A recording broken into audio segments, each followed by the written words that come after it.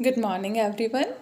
हम महावीर स्वामी के प्रारंभिक परिचय में देख चुके हैं कि वर्तमान जिन्होंने अपनी तपस्या से ज्ञान प्राप्त किया, जैन धर्म के 24वें तीर्थंकर जो महावीर कहलाए, निग्रंथ अरहत कहलाए, जीन केवलीन कहलाए, इन्होंने जैन धर्म को भारत में लोकप्रिय बनाने में अपना योगदान दिया। वैदिक धर्म एवं समाज की बुराइयों के विरुद्ध जैन धर्म ने खुद को भारत में स्थापित किया और आने वाले समय में अपनी शिक्षाओं और अपने सिद्धांतों के माध्यम से महावीर स्वामी ने शीघ्र ही इसे संपूर्ण भारत में लोकप्रिय बनाया।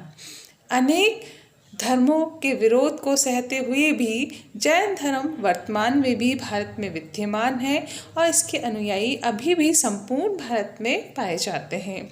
राजस्थान, मध्य प्रदेश, गुजरात, इन सभी क्षेत्रों में जैन धर्म के अनुयायी बाहुल्य मात्रा में पाए जाते हैं। महावीर स्वामी जिन्होंने 24वें तीर्थंकर के रूप में अपनी शिक्षाओं और सिद्धांतों के माध्यम से जैन धर्म को लोकप्रिय बनाया, आज हम जैन धर्म की इन सभी शिक्षाओं को यहाँ पर देखेंगे। महावीर स्वामी ने प्रवृत्ति मार्गी वैदिक धर्म के विरुद्ध निवृत्ति मार्गी जैन धर्म की शिक्षाओं का प्रचार प्रसार किया। ये निवृत्ति मार्गी क्या है? सर्वप्रथम हम इसको देखें। जैन धर्म और बौद्ध धर्म दोनों का ये मानना था कि संसार दुखों का कारण है। उन्होंने इस प्रवृत्ति मार्गी अर्थात संसार में सुख का अनुभव नहीं किया और दुखों की स्थली मानकर इसका कारण इसको तृष्णा माना। आसक्ति या तृष्णा के कारण मनुष्य इस संसार में पुनर्जन्म के चक्रव्यूह में फंसा रहता है, जिसको इन्होंने अपने सप्त तत्वों के माध्यम से समझाया। जैन धर्म के जो सप्त तत्व हैं, इसमें जीव और अजीव। जीव महावीर स्वामी ने कहा है आत्मा को, और अजीव कहा है उन्होंने इस नश्वर शरीर को। आत्मा इस नश्वर शरीर में रहती है। जीव और अजीव के मध्य जो संबंध है वो संबंध है पुद्गल परमाणुओं के कारण।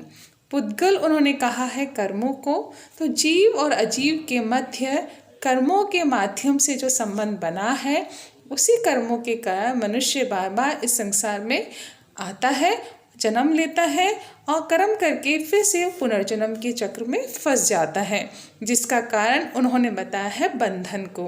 सप्त तत्वों में बंधन भी महत्वपूर्ण है। राग, द्वेष, आसक्ति, मोह, इन सभी में फंस कर मनुष्य कर्म करता रहता है, जिसके कारण पुद्गल परमाणुओं का निर्माण होता है, कर्मों का निर्माण होता है। पुद्गल परमाणु को एक एग्जाम्पल के रूप में हम देख सकते हैं, जैसे रबर बैंड होता है, जिसे हम खींचकर बड़ा कर सकते हैं और उसे छोटे तो वापस से छोटे रूप में आ जाता है। तो ऐसे ही हमारे कर्म हैं, ये पुद्गल हैं। कर्मों का हम निर्माण करते हैं तो वो बढ़ते जाते हैं, कर्मों के निर्माण की प्रक्रिया को रोकते हैं तो वो कम हो जाते हैं, इनका विनाश होता है तो वो समाप्त हो जाते हैं। महावीर स्वामी ने अपने सप्त तत्वों के माध्यम से हमें यही समझाने का प्रयास किया है कि ये जो जीव है, ये आत्मा है, इसके चारों ओर कर्मों का आवरण है और आत्मा इस अजीव के ढांचे में रहती है जो शरीर के अनुसार बढ़ती जाती है। जैन धर्म की सबसे बड़ी विशेषता ये है, महावीर स्वामी ने आत्मा के तत्व को स्वीकार किया है। जैन धर्म आत्मवादी है, आत्मा की सत्ता में विश्वास करता है। महावीर स्वामी का ये मानना था कि केवल मनुष्य ही नहीं अपितु पशु पक्षी, वनस्पति, निर्जीव पदार्थ, पत्थर, इन सभी में आत्मा निवास करती है और इसी आत्मा के कारण मनुष्य जो कर्म करता है, इन कर्मों के कारण उसको बार बार जन्म लेना पड़ता है। महावीर स्वामी का ये कहना था कि निर्वाण प्राप्ति से, मोक्ष प्राप्ति से हम इन कर्मों से मुक्त हो सकते हैं और इनका ये कहना था कि इस निर्वाण प्राप्ति से केवल आत्मा का भौतिक अंश नष्ट होता है, उसका आध्यात्मिक या आत्मिक तत्व समाप्त नहीं होता है। निर्वाण प्राप्ति जैन धर्म की शिक्षाओं का सार है कि मनुष्य पुनर्जन्म के चक्र से निर्वाण के माध्यम से ही मुक्त हो सकता है। इन सप्त तत्वों में उन्होंने कर्मों के निर्माण को जो बताया है वो बताया है आश्रव के माध्यम से। पुद्गल परमाणु का बहना या बनना अर्थात कर्मों का निर्माण होना आश्रव है। मनुष्य बंधन के कारण इन कर्मों का निर्माण करता रहता है और जब उसे ज्ञान मिल जाता है तो इन कर्मों के निर्माण की प्रक्रिया रुकती है। तो कर्म निर्माण की प्रक्रिया को रुकना जैन धर्म में सवर कहलाया जाता है। और जब कर्मों का धीरे धीरे विनाश होता है तो कर्म विनाश की इस प्रक्रिया को महावीर स्वामी ने निर्जरा कहकर संबोधित किया। इस तरह से हम देखते हैं कि जैन धर्म में महावीर स्वामी ने इन सप्त तत्वों के माध्यम से अपने सरल शिक्षाओं के माध्यम से इसे समझाने का प्रयास किया। आगे हम देखेंगे कि महावीर स्वामी ने अपने सप्त तत्वों के साथ साथ उन्होंने त्रिरत्नों पे भी जोर दिया, सम्यक ज्ञान, सम्यक दर्शन और सम्यक चरित्र। ये जैन धर्म के महावीर स्वामी की शिक्षाओं का सार है, जिसे हम आचार संहिता के रूप में भी देख सकते हैं। सम्यक का तात्पर्य है सत्य और असत्य का विचार, अर्थात सही और गलत का विचार करना या हमें ज्ञान होना।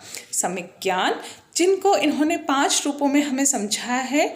मति ज्ञान, जिसे बुद्धि ज्ञान भी हम कह सकते हैं, जो अपने विवेक से हम प्राप्त करते हैं। श्रुति ज्ञान, जो हम सुनकर प्राप्त करते हैं।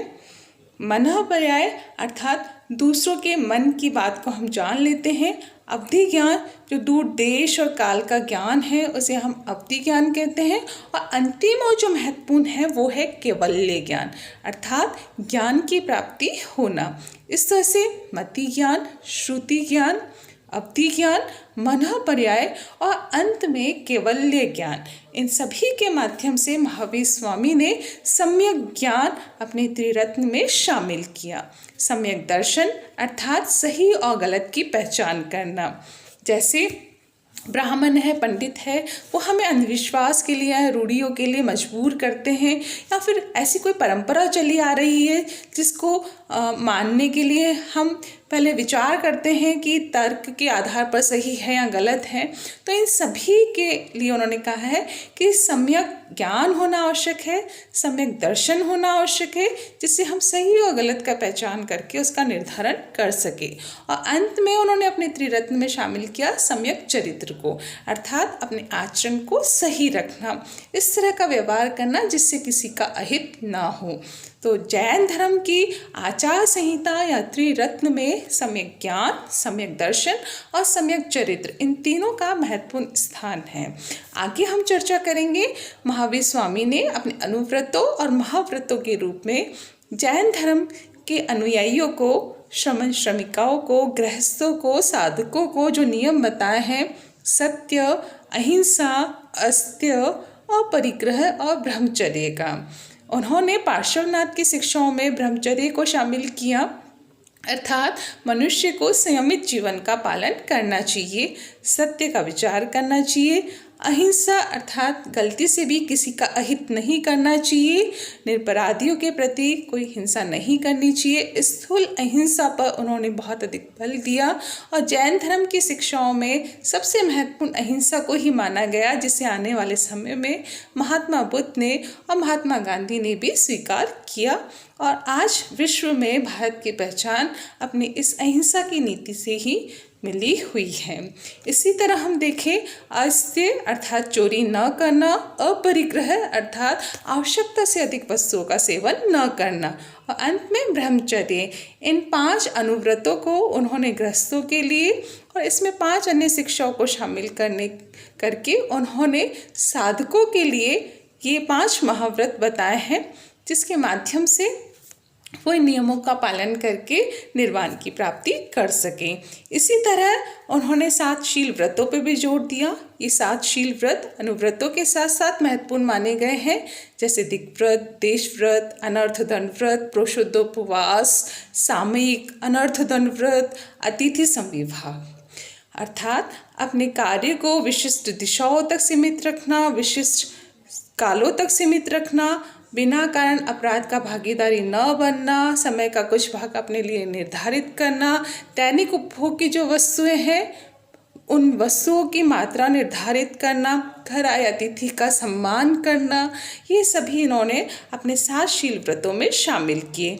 इसी तरह हम देखें तो उन्होंने 5 समितियां बताई, ईर्ष्या समिति, ऐष्णा समिति, भाषा समिति, आदान निक्षेप समिति, उत्सर्ग समिति, और इन सबके माध्यम से उन्होंने कहा कि हमें बोलते समय, चलते समय, उठते बैठते समय इन सभी बातों का ध्यान रखें जिससे किसी के प्रति हिंसा न हो। तो महावीर स्वामी का ये विचार था कि हर कार्य में हमें अहिंसा का विचार रखना चाहिए, किसी के हृदय को ठेस ना पहुँचे, इस तरह का विचार मन में नहीं आना चाहिए। तो सारी बातों का ध्यान रखना चाहिए और इन समितियों के माध्यम से उन्होंने अपने इस विचार को, अपनी शिक्षाओं को लोकप्रिय बनाने का प्रयास किया। इस तरह से हम देखें तो महावीर स्वामी ने अपनी शिक्षाओं में इन 7 शील व्रतों को, अपने इन सप्त तत्वों को, इन सभी को शामिल करके इसे लोकप्रिय बनाने का प्रयास किया।